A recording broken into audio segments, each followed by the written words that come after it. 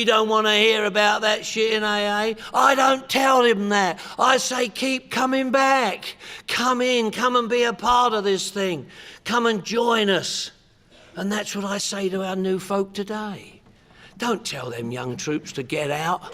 Tell them to keep coming back.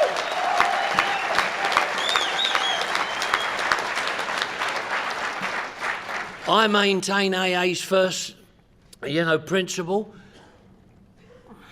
I love the singleness of purpose. I'm an alcoholic, but I speak to the alcoholics who also did drugs.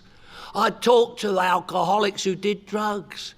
If you're an alcoholic here that didn't do drugs, if you're an alcoholic that just and only drank alcohol, I'm really glad you're here. If you're an alcoholic that just and only drank, a specialist, I'm glad you're here, but I ain't no specialist. I'm a chemical gourmet, me. I said to my sponsor, I'm a chemical connoisseur. He said, no, Mick, you're a chemical kind of sewer is what you are. But in the beautiful book, Alcoholics Anonymous, it said on page 86, it said, our thought life will be on a much higher plane, HP, for after all, God gave us brains to use. Now, if God gave me a brain to use, he gave me the brain he wants me to have. So what else would you call it but giving God the finger by taking a mind, mood altering chemical? I never knew I was giving God the finger. And I've got news for you, you can't get any recovery around here giving God the finger. And yet, what would you call it? If God gave me a brain to use, and I say, oh, well, look, thanks for the fellowship, thanks for all the good shit that's going on in my life, but that brain you gave me, I don't think you did a very good job with that, so I think I'll alter it with this mind-altering substance. What would you call that but giving God the finger? And in 4 months after I get to Alcoholics Anonymous and not drinking, I end up totally and completely insane, homicidal and suicidal, destitute in every department without what the book called a sufficient substitute. So if you're wondering, or if you've dabbled, or if you think the chances of dabbling and you be a real alcoholic like me, stay here. Give up that shit and stop taking. Do not be confused about the fact that we can dabble in any other areas. We can't. And if you're a real alcoholic and what you've just heard is weird to you, and perhaps you're on meds or something like that, I'm not talking about your meds that your doctor prescribes for you. That's not what we're talking about. But I see people dying every single day. Alcoholics that get confused in this era. I hear old folks say, we don't want to hear about drugs in Alcoholics Anonymous. This is Alcoholics Anonymous. We don't want to. If an alcoholic came to a meeting of Alcoholics Anonymous and heard some drug shit, he may not come back. Well, they've got all the bloody mileage they're going to get out of that from me. If an alcoholic comes to Alcoholics Anonymous and don't come back because of something he heard in Alcoholics Anonymous, he just ain't bloody ready for Alcoholics Anonymous, I can promise you that.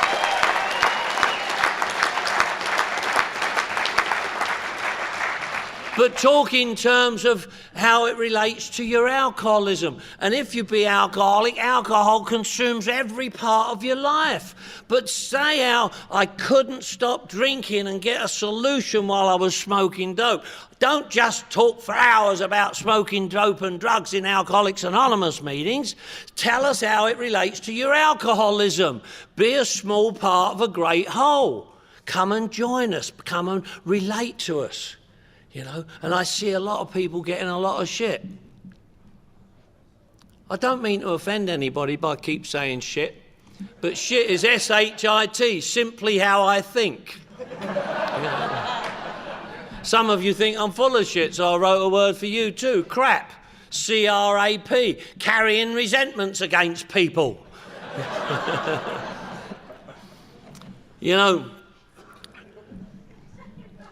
I discovered that it had to include all mind, mood altering chemicals that affect you from the neck up, right here in Alcoholics Anonymous. Every 12-step program there is, all started by alcoholics in Alcoholics Anonymous meetings. If you remember scoring your dope, where was the best dope? The best dope was as near to the source as you could get it, wasn't it?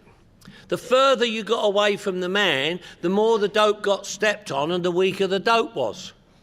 Well, right here in this beautiful book, Alcoholics Anonymous, is the source of the solution of Alcoholics Anonymous. So the closer you can get to us and get to the book, the stronger the message going to be. So come here and do it, folks. Stick around here. Don't get lost out there. Come and join us here. And I never knew none of this when I got here. I didn't know what it was about me that made me alcoholic. I do today. What it is about me that makes me alcoholic is the duck and the eagle story. That duck and the eagle story was the clue. You see, alcohol for the alcoholic changes my perception of reality. That's the difference that alcohol makes to the alcoholic that it don't do for the non-alcoholic. We all think it does, but it doesn't. Alcohol doesn't have the same effect on my three sisters and brother that it has on me. They don't even like it.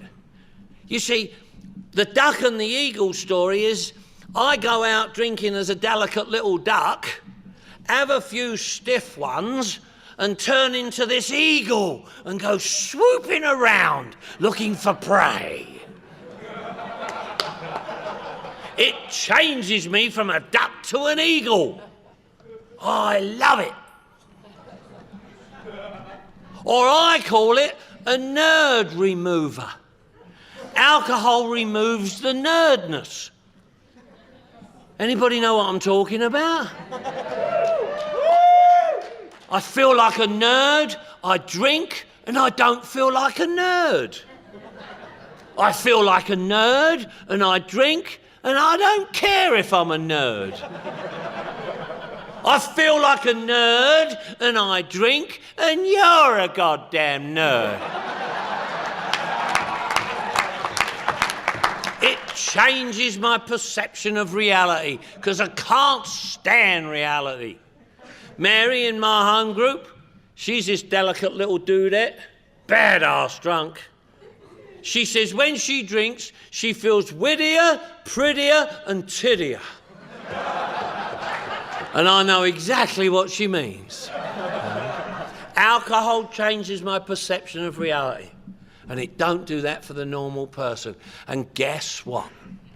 It does that for a long, long time. But then it stops doing it. It's what we call alcohol stops working for us. See, alcohol stopped working for the alcoholic. It's not that it stops getting you drunk. It's not that it stops putting you in blackouts. It's not that it stops rotting your liver and getting you in trouble.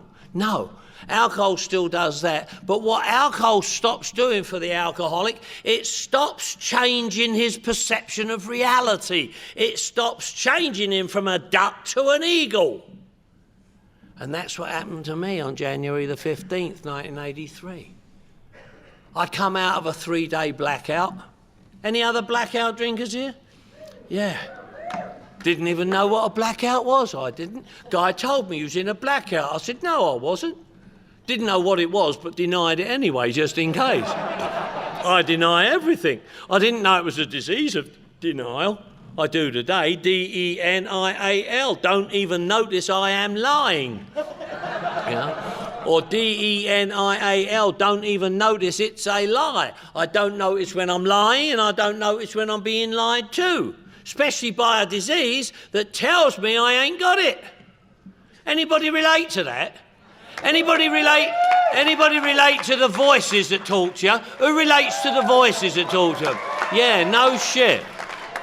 You know the voices I'm talking about. Them voices that just said what voices? Them voices. You know them? You know the voices. Drive you crazy. Them voices drive you crazy, drive you crazy. Some days you wake up in the morning, the voices are sitting on the edge of the bed. Says, I'm glad you're awake, I've been waiting to talk to you. Drive you crazy. They tell you shit too, don't they? You're a piece of shit, you are. Ha ha ha. You're going to get fired today. Ha ha ha. Your girlfriend's cheating on you, your best mate's getting some. Drive you crazy. You got to drink, drowned out the voices. Driving you crazy. So I don't know nothing when I get here and today. I didn't know what it meant to be powerless over alcohol, folks. I like a lot of other people, I thought powerless was what I did because I was powerless. I didn't know what powerless was. I didn't know it. It said we admitted we were powerless over alcohol, that our lives would become unmanageable. I thought, what does that mean? People said, well, if you put a drink in your body, you won't be able to control your drinking. Well, to control it, you've got to be doing it. And if you're doing it, you're already screwed. So it had to be something different than control. It said powerless. What did it mean to be powerless? I kept asking folks all the time, what does powerless over alcohol mean? You know what they kept telling me? They kept telling me what they did because they were powerless. They kept telling me the consequences and the results of being powerless, but not what powerless was. And it didn't make sense to me, and it didn't collate to me. What does it mean to be powerless over alcohol? It had to be something different than what I did because I was drinking, because that was so varied. I mean, there had to be some common denominator there. Powerless over alcohol wasn't what I did because I was powerless. It had to be something different. The same as being an alcoholic wasn't what I did because I was alcoholic. Because what made me alcoholic was that alcohol changed my perception of reality. Because I can't stand reality. Now, powerless over alcohol, that wasn't what I did because I was powerless, because I didn't always do the same thing, and sometimes I didn't do it at all. So powerless over alcohol, what did that mean? Well, in the beautiful book Alcoholics Anonymous, and we read it here tonight, it said, there is one who has all power, that one is God, may you find him now. Did it say that or didn't it? Did it say that or didn't it? Yeah. Well, if I got to find him, it means I ain't got him. And if he's got all the power, and it said in the book he either is or he isn't, if God is the source and God is the power over everything, and I'm powerless when it comes to alcohol, it must mean that where alcohol is concerned, I have no God in my life. Powerless equals no power. God equals power. Therefore, powerless equals godless. You think I knew that when I got here? How would I work that out? I don't know I'm godless over alcohol. Why would that be? I mean, I was raised in a religion. I know about God, Jesus, Buddha, Allah, Muhammad, and all the other nouns we call God, and we don't care what you call it. You can call it what the bloody hell you like. If you don't like the term God, then call it bloody Mashiganovich. Who cares? No one cares.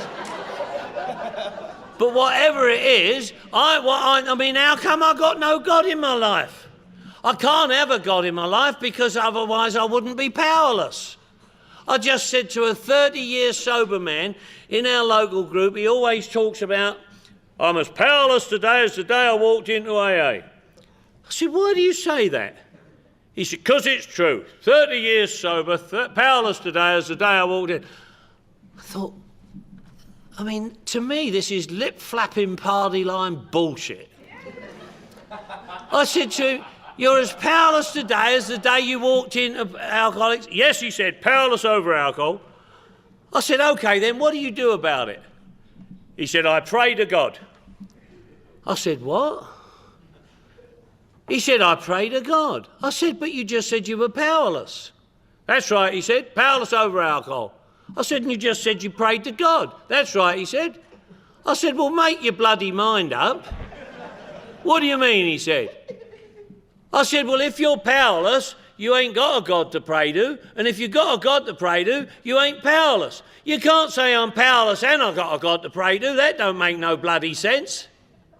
He went, well, yeah, well, we all know you're weird. I said, yeah, I may be weird, but I ain't weird enough to listen to your horse shit. How can it? See, look. People say all this lip-flapping shit in Alcoholics Anonymous meetings. Got nothing to do with nothing. See, that's why hitting bottom is so important. Hitting bottom is more important. And guess what, folks? Hitting bottom ain't mentioned in the program of Alcoholics Anonymous. There's no mention of hitting bottom in the program of Alcoholics Anonymous. Don't know whether you knew that or not. In the 12 and 12, the beautiful 12 and 12 that Bill wrote 12 years after he came to started Alcoholics Anonymous, he says in the very first step, why all this insistence that every alcoholic must hit bottom first? Now, he didn't mention it in the program, but in the 12 and 12, in the first step, he insists that every alcoholic must hit bottom first. Now, that's some ballsy crap to say to a bunch of drunks, isn't it? We insist that every alcoholic hit bottom first. I mean, we don't like being told what to do in authority figures, do we? But it's really important. And you know what? I never hear sponsees sharing at meetings say, my sponsor insisted that I understood the process of hitting bottom first. I never hear that. I never hear sponsors say that they insist taking their sponsees through the steps of the process of hitting bottom. But Bill says he insists that every alcoholic must hit bottom first. But we're not taking note of it. So consequently, we don't understand it. So consequently, lots of us are relapsing. See, look. See, look. Hitting bottom is really important because it's the process that brings us back to the power that we've abandoned to ask for help. And I never knew I'd abandoned God. But I found out here. See, powerless over alcohol meant godless over alcohol. Well, how come I'm godless where it comes to alcohol? Because years before I get here, years before the onset of the devastation of untreated alcoholism, the disease I got gets me to abandon God and spirituality, so that along the path of life, sometimes quickly and sometimes slowly, the disease becomes all-powerful in my life, dictating and dominating everything I say, do, think and feel. And in and of myself, I am helpless, hopeless and powerless to get out from the underneath and the depth of the darkness of the disease. And it's got me by the short ones, man. And it just pulls me in any time it wants and makes me drink. Yes, it does. Now, what happens is that this disease that I'm powerless over gets me to abandon God and spirituality. Along the path of life, it becomes all-powerful in my life, and I've abandoned God, so I have no positive power, and the disease is the negative power that makes me do even what I don't want to do. When I absolutely don't want to do it, I do it anyway. Anybody in the room ever say, shit, I ain't doing no more of that shit, I don't even like that shit, I ain't doing that no more, never going to do it? How many people did that? Yeah. And how many people then went on and did it anyway? Yeah, no shit. No shit. See, I didn't want to do it, but I can't not do it because I don't want to do it, because I've got a disease that I'm powerless over that makes me do it even though I don't want to do it. Now, when I don't want to do it, if I ain't got a power in my life to combat the power of the disease, I'll have to do what the disease wants me to do. Drink. Now, I can't just not do it because I don't want to. I've got to not want to do it, then do these steps in this work so that I don't do what I already don't want to do. And if I ain't doing these steps in this work or ain't done these steps in this work, I will do what I don't want to do, because the disease I got that I'm powerless over will make me do what I don't want to do. You think I knew that shit when I got here? Never had a clue. 10 minutes? Hitting bottom, Hitbottom. Hurting inside, totally burnt out, turn to our master. That's the process of hitting bottom. You guys think that the process of hitting bottom is how far down you went, or how far you sunk, or how much you lost, or where you ended up. I heard it today, people talking about their bottom, because I asked. One little couple, I said to the little chickadee, what was your bottom, love? She said, oh, well, that's easy. She said, I was feet to the curb, hustling the Broadway, prostituting myself, trying to earn $1. I said, that wasn't your bottom. She said, well, I think it was. I said, I don't care what you think. I said to the dude, what was your bottom, pal? Oh, he said, that's easy. He said, I was locked up in a penitentiary, married to Bubba. I said, that wasn't your bottom. He said, it felt like it was. They're very sick, eh? Very sick, yeah. Hitting bottom is the same for all of us, folks, not different. Tell me if you can relate. On January the 15th, 1983, hurting so bad, full of hurt and hate. That's what I brought to recovery, hurt and hate, hurt and hate. I can't stand anything. I hate everything and I hate everybody and I can't stand it. I hate women, can't stand women. I hate homos and queers and anybody different. I hate black people, totally racist and prejudiced. I'm from London, England, living in Los Angeles, and I hate foreigners. I can't stand me, I hate you, get away from me. And with all that turmoil and torment going on inside, I still have to try and present to you a picture of somebody you will like. Because I'm living in this false, phony front, this pretense of trying to pretend something, and alcohol isn't changing the perception of reality. Alcohol isn't making it all right anymore. And in desperation and despair, I can remember very clearly going, help me, what is wrong with me? What am I going to do? What can I do? Help me, what God help me. And turn back to the God I'd abandoned and ask for help. ASK, Ask Saving Kit. Help, HELP, His ever-loving presence. And you know what? Though years ago I'd abandoned him, he hadn't abandoned me. And when I turned back to him and asked for help, it was like he was looking over my shoulder and he seemed to say to me, Mick, you silly bugger, I've been waiting for you to ask. Now get yourself over that 12-step program. Sent me to you. I asked for help and he sent me to you. Because here was the power he'd provided for an alkie like me to not have to drink today. If you got a God of your understanding, be it a religious God or any other kind, thank it for this power. Don't confuse it with this power. This power that we have in rooms like this power that's of God and from God and provided by God, but ain't God. This power that we have in this very room right here, right now, is of God and from God and provided by God, but it ain't God.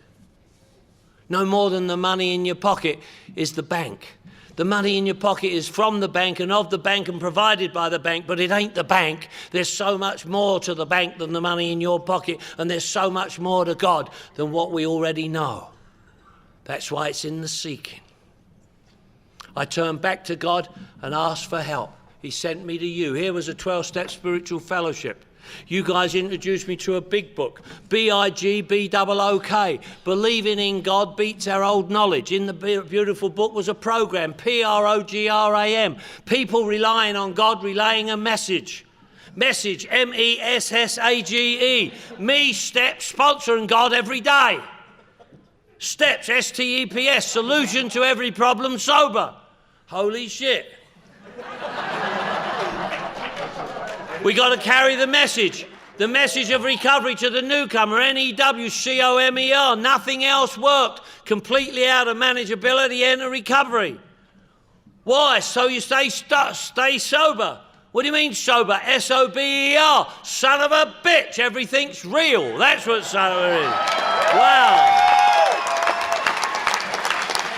Have I got to work the steps? Of course I've got to work the steps. Why? Because if you want to stay sober and don't work the steps, you go crazy, you go nuts. NUTS, not using the steps. Well, how do I do that? Get a sponsor. What do you mean sponsor? SPONSOR.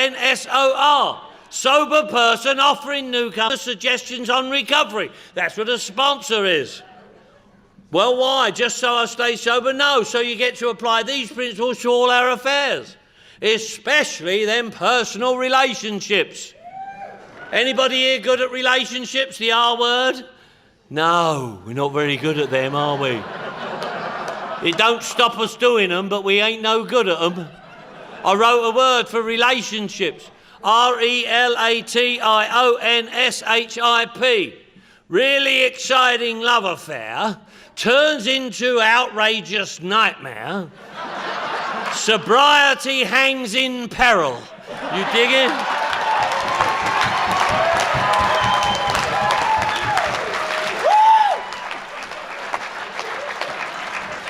Very sick, very sick.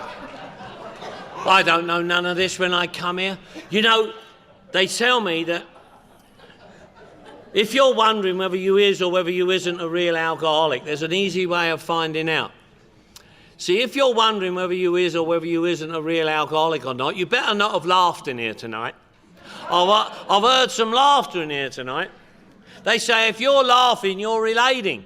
And if you're relating to a sick bastard like me, there ain't no doubt about you, pal. I tell you that. I don't get through to no well people. Well people don't laugh at my shit. You laugh with me, don't you? You know, my telephone number, I'll give you my telephone number. I love hearing from you. My telephone number is 818 area code, are you sober? 818 RUSOBER. Got it? 818. Not 800, you cheap bastard. 818. 818. Are you, like Toys R Us, SOBER, and give me a call. I love hearing from you, and I love being a small part of this great whole, and that's all we all are, just a small part. I know I've heard people here say I saved their life. We don't do that. We know who saves their lives. You know, just being a small part of a great whole is very precious to me. I know I get a lot of juice, and I know you get rah-rah, and I've carried the message on 7 continents, folks. I just come back from Russia. If you don't like being an alcoholic in Russia, you know what they call it? Tough-ski, shit-ski. You know, and... you know, I just came out of my old home group meeting telling the troops today, and I came out and there's 2 really famous actresses that are part of our group, and I haven't seen them in a while, but as I came out, they said, oh, hi Mick, haven't seen you in a while. I said, yeah, good to see you, I haven't seen you in a while. They said, you know what, we never realised what a guru you'd become in Alcoholics Anonymous. I said, what? They said, well, you're like this celebrity dude that just goes around speaking everywhere and everybody like knows who you are and all that. You're like this 12-step celebrity. I said, what are you talking about? She said, I was just in New York making a movie, and I went to 2 meetings in New York, and in the 2 meetings, they quoted you and mentioned you by name. You're like this AA celebrity. I said, yeah, bloody big deal, a celebrity in an anonymous program. Yeah.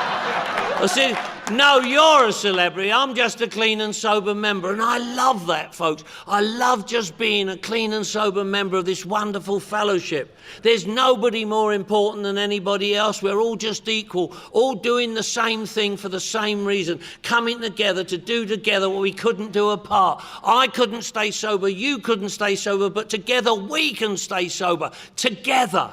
And where you got that God from, it don't matter. In the beautiful book, it says, you can choose any concept of God he likes, provided it makes sense to him. You know why? Because they tell me that there's 500 or 600 people here tonight. And we may have 5 or 6 different concepts of God. No matter what your perception of God may be, it's okay by us. You can have anything you like. Catholic God, Hindu God, Muslim God, Jewish God, leg of the chair God, cell phone God. You can have any kind of God. No one cares. Why? Because all the gods have got at least one thing in common. Know what that is? All the gods send their alkies here, don't they? See? That's good shit, isn't it? Have I got any time? Is that it? Done? I'm only just getting started, folks. I tell you what, I love being an active member, and I thank you for allowing me to come here and be with you. God bless.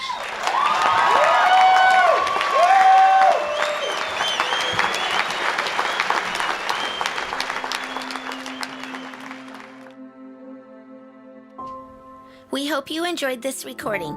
If you are interested in other speaker tapes or CDs from AA or Al-Anon, please contact us at Sound Solutions, toll free 1-877-893-2777, or visit us on the web at soundsolutionsrecording.com.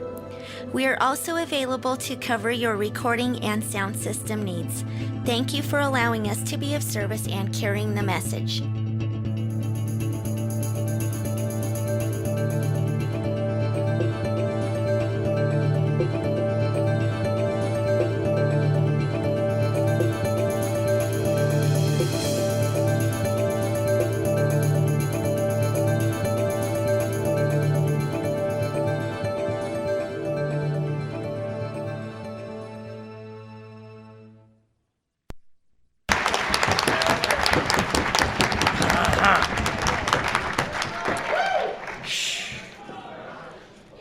everybody. My name's Mickey Bush, and I'm a fully conceited alcoholic.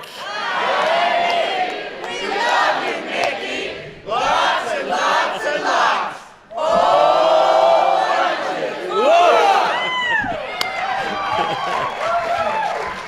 I love that. Thank you. Whew. My name's Mickey Bush. The best bush in town.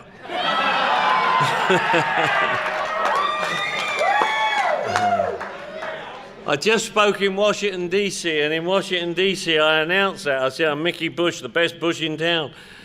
And even in Washington, D.C., a lot of people agreed.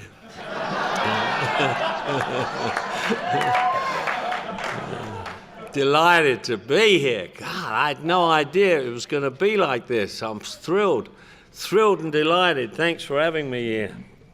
You know, got a big fat lump in my throat, and you know, it ain't a Viagra.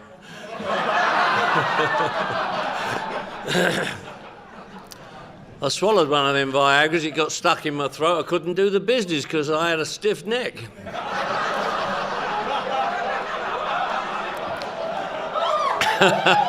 You're not even supposed to know about that. Yeah. God. WACYPAA. Wow. I thought it for the Western Area Convention of Young People, and after that countdown, I know it means wild and crazy young people. You know?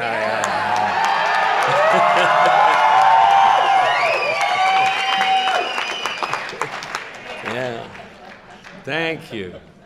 My name's Mickey Bush. I'm a fully conceited alcoholic. I identify in that way in Alcoholics Anonymous because in the beautiful book Alcoholics Anonymous, this one, it says on page 30 that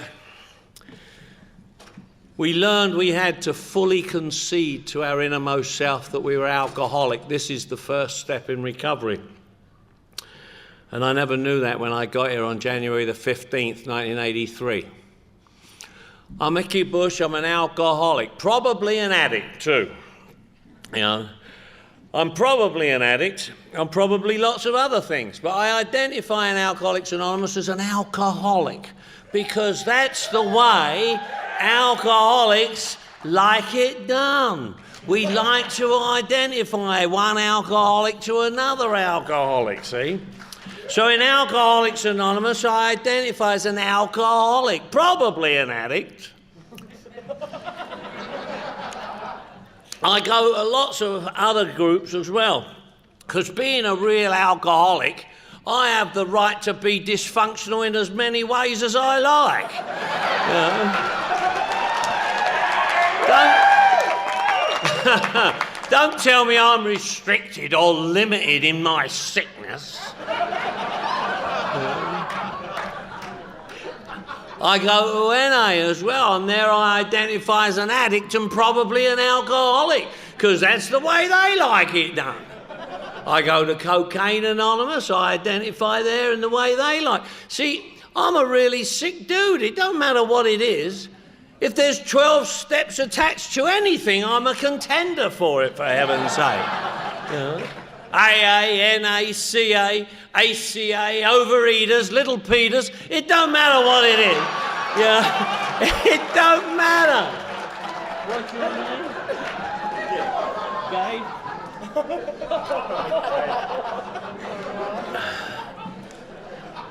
You know, my troops from LA, where's my troops from LA? Here they are, Strawberry, and here's our troops from LA, guys. Better back up and be rigorously honest. Because I got to fess up, I did go to a Little Peter's Anonymous meeting, but they wouldn't let me in, said I didn't qualify. They let Gabe in, Gabe was all right.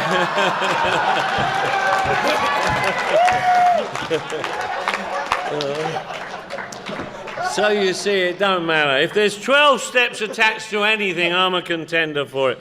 And I love this book, Alcoholics Anonymous. I just love the book, Alcoholics Anonymous. You know, and you want to know what it means to me, Alcoholics Anonymous? I'll tell you what it means to me. Look, ALCOHOLICS. Alcoholics. ANONYMOUS. Alcoholics Anonymous. A life centered on helping others lives in complete sobriety. Actions, not our names, yield maintenance of unity and service. Can you dig that? That's all there is, folks. That's all there is. And it's all right here. I've just told you exactly all there is to know. If you've got to leave, or you've got an important thing, or you've got cell phones to deal with, you've heard all there is. You can piss off now if you like.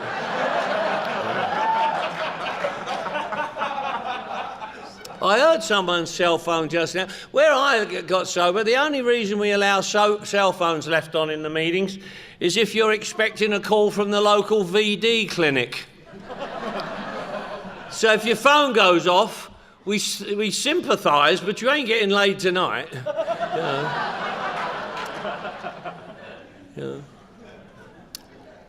I absolutely love and I'm thrilled to bits to be here among you today.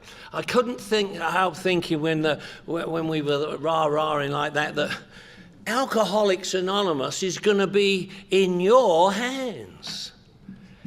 The future of Alcoholics Anonymous is in your hands.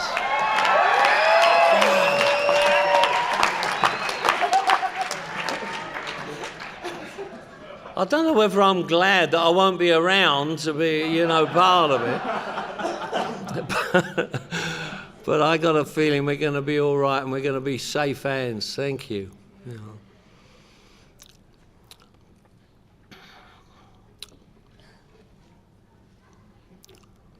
When I got to Alcoholics Anonymous on January the 15th, 1983, broke, busted, disgusted, and not to be trusted, hurting so bad. I knew nothing about nothing, absolutely knew nothing about nothing, thinking I knew everything about everything. I thought I knew everything there was to know, but I knew nothing about nothing when I got here. I hope our new folk that we welcomed here tonight, as you welcomed me on January the 15th, 1983, I hope our newcomers, that we welcome here tonight are in a similar mode. Newcomer, N-E-W-C-O-M-E-R. Nothing else worked, completely out of manageability, enter recovery. So our newcomers, you're very welcome. Can we see the folks who are new around here today, under 30 days? Let's give those guys a big round of applause.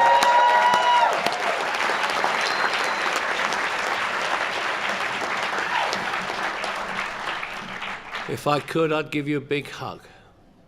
The very first meeting I went to, I stood at the doorway of the meeting and I looked in, and down the centre came a guy who I'd known a long time, an English rock and roll singer, and he walked up to me and he put his arms round me.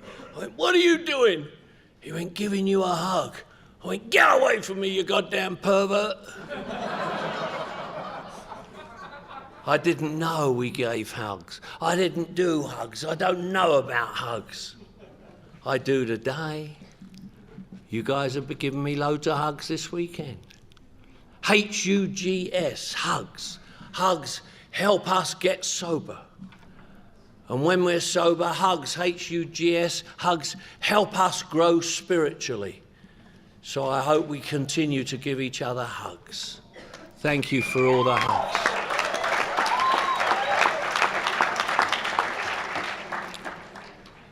On January the 15th, 1983, when I got to Alcoholics Anonymous, I never knew that I was alcoholic. I never came in here with the idea, of being an alcoholic. I never had the only requirement for membership. I knew nothing about nothing.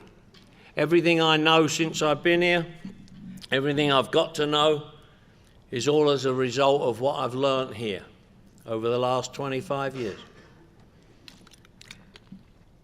The very first thing that I ever heard, having got to a meeting of Alcoholics Anonymous, was those magical words that I hope you hear tonight and I hope you pass on. those magical words was keep coming back. Keep coming back was the first words that I ever heard at the meeting of Alcoholics Anonymous. I'd hit bottom on January the 15th, 1983. I didn't know that I'd hit bottom, but I was destitute in every department, and I walked down to this meeting on San Vicente Hill in West Hollywood. And outside that meeting, before I even got into the meeting, was two dudes. Didn't know what they were doing there, didn't know nothing about Alcoholics Anonymous, didn't know nothing about the love of one alcoholic for another alcoholic, didn't know nothing about a home group, didn't know nothing about doing commitments, didn't know nothing about nothing. I was all shaky and smelly. And as I approached that meeting, a guy stepped forward with his hand out like that. I said, "What do you want?" He said, "I want to welcome you to AA." I said, "What?" He said, "Welcome to Alcoholics Anonymous." I said, "What?" And the other dude stepped forward and said, "Keep coming back." I thought he said, "Keep coming on my back." I said, "What?" He said, "Keep coming back." I said, "What for?" He said, "We love you." I said, "I bet you do." When dudes tell you they love you in West Hollywood, you get a bit nervous, you know. I snuck round them and walked into the room. A room full of smoke and people talking. Everybody was talking. Room was full of smoke. They smoked in meetings then. That's when my buddy, the English rock and roll singer, come walking down the centre of the meeting and gave me a hug. He said, "Talk to these dudes." I said, "I don't want to talk to no dudes." He said, "That's what we do." And they had a wet one, didn't they? And so they drove me crazy. Talk, talk, talk, talk, talk. Had their goddamn nose in my ear. Talk, talk, talk, talk, talk, you know. One of them said, "You're an alcoholic." I said, "What?" He said, "You're alcoholic." I said, "What?" Well, that's a bloody mean thing to say to somebody, that. Say a thing like that to a dude. "What do you mean I'm alcoholic?" "You're alcoholic." I said, "Why'd you say that?" He said, "Because if it looks like a duck and walks like a duck and sounds like a duck and smells like a duck, it's a bloody duck. Just because he's been taking some shit and thinks he's an eagle, no.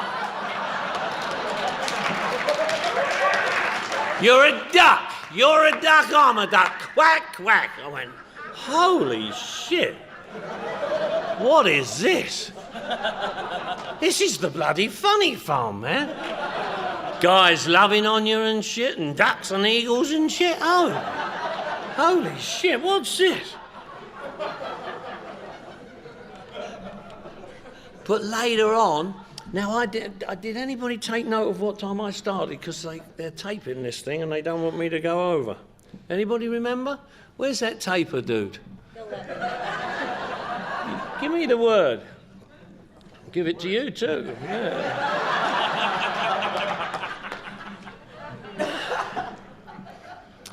You know, what I was asking somebody today, she's 2 years sober, and she didn't know what it was about her that made her alcoholic.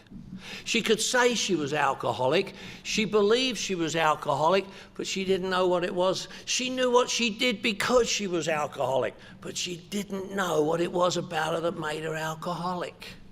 And a lot of other people don't either, and I didn't when I got here. See, if I don't know what it is about me that makes me alcoholic, how can I fully concede to my innermost self that I am? And if learning to fully concede to your innermost self that you're alcoholic is the first step in recovery, as described in the beautiful book Alcoholics Anonymous, how can I do that? And if I can't do that, how can I stay sober over the long haul? So I talk about this stuff. See, what makes me an alcoholic is not what I do because I'm alcoholic.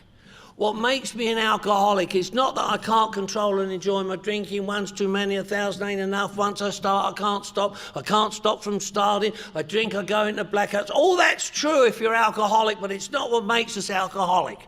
What makes us alcoholic is the thing that differentiates us from 9/10 of the rest of the world and differentiates me from my 3 sisters and brother is the effect that alcohol has on me as an alcoholic. I got 3 sisters and a brother, folks. They're not alcoholic. I'm alcoholic. 3 sisters and a brother ain't alcoholic. I'm alcoholic. Same blood, same family, same genes, same mum and dad, same environment, same everything. They ain't, I am. I got news for you. They got 2 kids apiece. I got 2 kids. Ain't never had a wife. Of my own.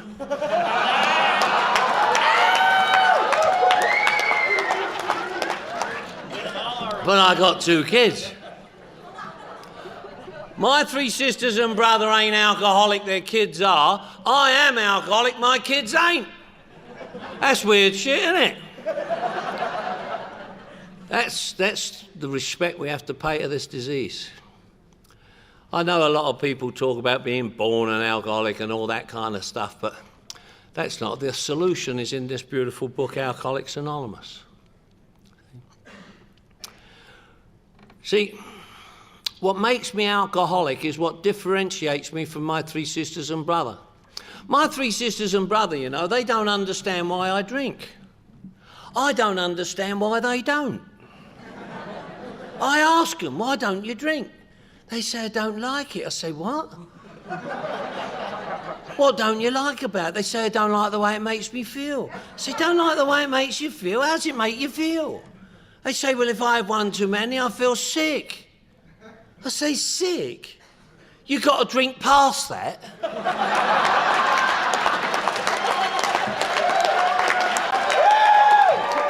Who stops at sick?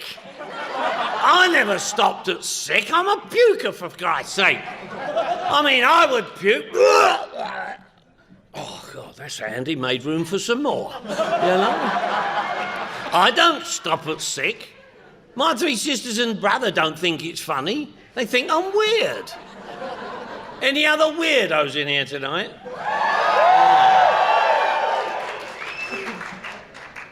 And the rest of you lying mothers, I know weirdos when I see them. I mean, all my life, anybody ever hear anybody say, what is wrong with you? What the hell's wrong with you? For Christ's sake, what's wrong with you? You're goddamn weird, you are. Do you know that? You're weird, you are. The hell's wrong with you? And they would ask me what's wrong with me as if I knew. What is wrong with you? Oh, actually, I've got a 2-fold disease. It's an obsession of the mind, allergy of the body. Can't control my drinking. I have no idea what's wrong with me. What's wrong with you? Why do you drink like you do? Why don't you drink like I do? Because I don't know. I don't know why I do what I do. How do I know why I do what I do? Think I thought about it? Never thought about it? I'm from northwest London. You probably picked up on that, right? This is the way I speak. Alcohol didn't do this to me, you know. And where I came from, everybody drank.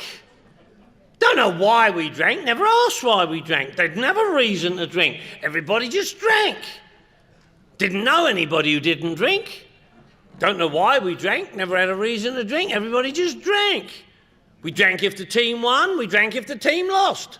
If it was a tie, we drank till there was a result. We just drank. Don't know why. I come in here, all you troops know why you drank. I've heard it today. I've heard people talking about why they drank. In the beautiful book, Doctor's Opinion said alcoholics drink primarily because they like the effect produced by alcohol.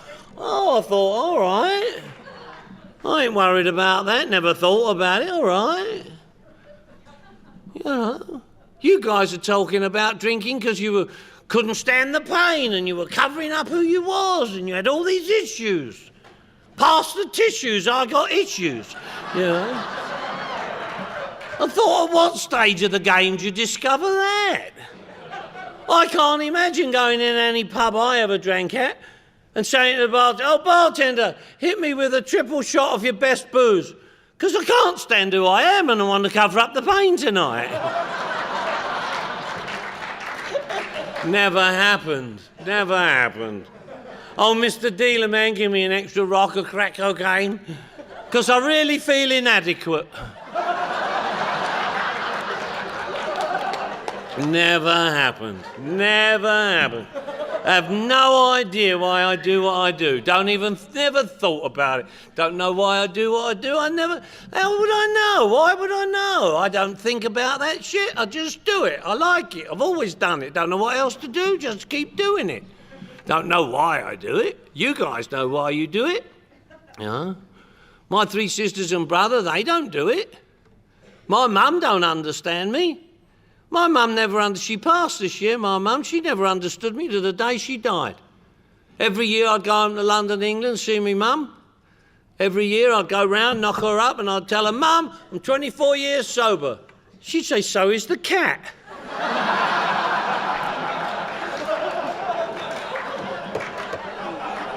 She never gave me no pat on the back for not doing something I shouldn't have done anyway.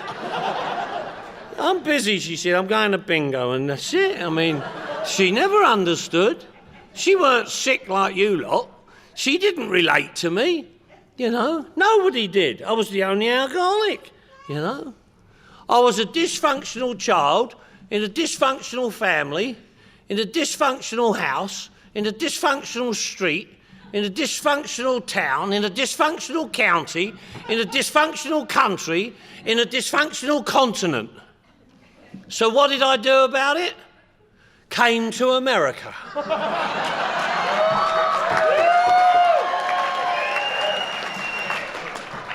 Right after I got here, Mickey Bush showed up.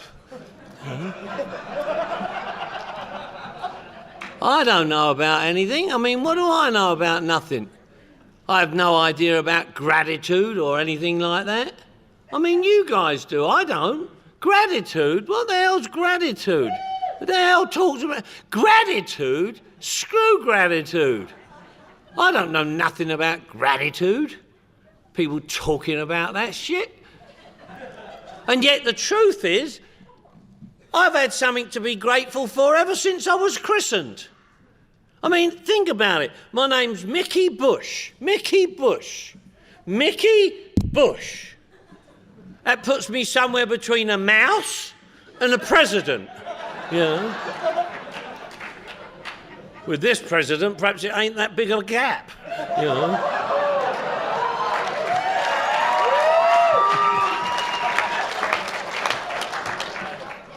Mickey Bush. I'm really grateful they never named me Harry. Can you imagine going through life with a name like Harry Bush? Yeah. A rotten lot laughing at that. But I don't know nothing about nothing when I get here. I have no idea. I don't know I'm alcoholic. I don't know what... I mean, I just don't know. I'm broke, busted, disgusted and not to be trusted. I'm, you know, walking around and I'm destitute and I hurt and I'm just like, what am I going to do? And I come to Alcoholics Anonymous. And here you guys know what I do. You guys understood me. You guys related to me. You guys wrapped your arms around me and hugged me and said, come on in. You said, keep coming back. It had been a long time since people had told me, keep coming back. I don't know whether anybody had told me I was alcoholic prior to getting here, but if they did, I never heard them. I mean, I've been in institutions all my life. All my life I've been in institutions, one institution or another all my life. They kept locking me up in institutions, for Christ's sake. I've been in bloody places cuckoos wouldn't fly over. You know? But they never got through to me what was wrong with me. They knew how to bash me up. They knew how to chain me to walls in padded cells and to beat me and to shoot me up with tranks and zap me on electric machines and all that. But they never knew how to get through to me what was wrong with me. I was alcoholic. The first day I got here, you guys told me. Now, they may have told me, but I don't hear shit right. I got a hearing problem. I just don't cotton to shit the same as other people. Used to drive my mum nuts. I would come home drunk when I lived in my mum's house, and I would be typical drunk. You know, alcoholics, you know, have this insane belief that they know how to be quiet. And I'd come stumble bumming in, and Mum would be in her bed, of course, and decent lady that she was, and she'd hear everything. I swear, have you got a mum like my mum? Did your mum sleep with one eye open? My mum, you know, heard everything. You couldn't get one over on my mum in her house. And I'd come stumble bumming in. Shh. Mum would hear everything. She'd yell out down the stairs, "Drunk again, son!" And I'd go, "So am I, Mum." You know? She'd say, "I'm not bloody drunk. I've been in bed since 8 o'clock. The hell's wrong with you, you goddamn weirdo?" And I wouldn't get it. And I think, well, why did she say she was drunk then? She's messing with me is what she is. And, you know, it never happened because I got here, you know. When I got here, I mean, when I was a little kid, when I was just a little kid, they'd say, "What's wrong with that kid? There's something wrong with that kid. What the hell's wrong with that kid? He's bloody weird, that kid. He don't hear shit right." And I thought, oh, well, I'm a little kid. I don't know. I don't hear shit right. Do you know what I found out? I found out that when I was just a little kid, it was so devastatingly painful and dysfunctional where I came from. Little kids, they developed survival techniques. And what my survival technique as a little kid was that, you know, people would tell me shit and I couldn't stand it, didn't like it, hated it. So I would mentally change it to what I did like and then blame you for having told me. And they'd say, he's weird, this kid. He don't hear shit. Lock him up, put him in a home somewhere. So they kept putting me away and I thought I was weird, and I grew up thinking I was weird, having a hearing problem. I got on a bus once. I fell up against this chick with these big ones. She said, "Move your hands." Well, I don't hear shit right. I went, sure. Squeeze. Yeah. They threw me off the bus. Yeah, I don't hear shit right. Never have. When I get here, I hear alcohol, Alcoholics Anonymous, don't drink, so I never drank. Never drank from the first day I got here. January 15th, 1983. Haven't drank from that day to this. But when in the countdown, you didn't see me standing up at 25 years because I don't hear shit right. And when I got here and I never drank, I never heard that it had to include all mind, mood altering chemicals that affect you from the neck up. I never heard that. You may have said it, but I never heard it. And I do lots of other shit. I do loads of shit. I always drank because I'm a real alcoholic. I am a real alcoholic, a total alcoholic. Everything about me is alcoholic. Everything I say, do, think and feel is alcoholic. It's not just a part of me alcoholic or a big part of me that ain't alcoholic. I'm all alcoholic, see? So consequently, this real alcoholic always drank but didn't only drink. I also do loads of other shit, like drugs. DRUGS, Devil's Revenge upon God's subjects. I do mountains of drugs, good drugs. And bad ones, I do all the bad ones too. Because I do drugs, I like. Anybody here smoke a little pot? No shit. Anybody smoke a lot? Yeah, no shit. I ain't got a problem with pot. I like pot.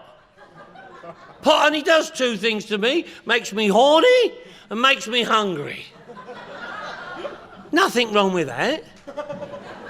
Well, some mornings you wake up with a sore arm and a bed full of pizza crust. But apart from that, you know. Oh, you do that weird shit, huh? Well, for the new folk in the room, I want you to know, in 25 years, I've changed. Don't eat pizza in bed anymore.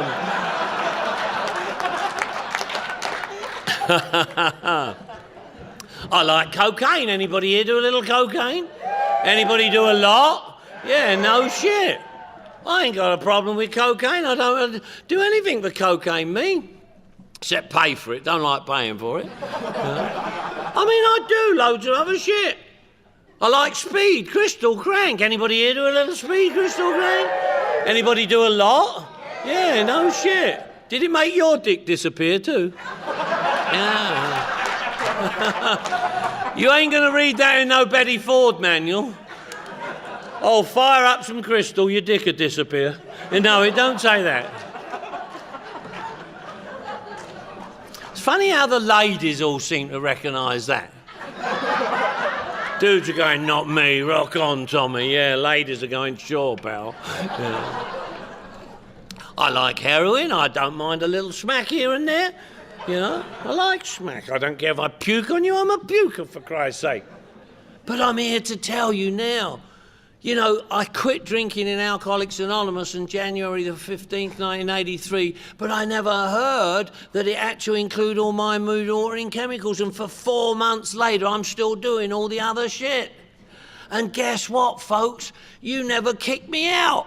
You never told me to get out. You never told me to piss off, go somewhere else, take it where... You didn't do that. You kept saying, keep coming back. Keep coming back, you kept saying. And you must have known I was loaded, because I know today when you are. So you must have known when I was, but you didn't tell me to get out. You said keep coming back. And I do that today with our young troops today. I come across a lot of young troops today. Most of them are full-blown addicts and addicted before they're even legal age to buy booze. You know yourself you can go on any corner and cop whatever you want easier than it is to score a six-pack. What are we going to tell them young troops? Get out, don't bring it into Alcoholics Anonymous.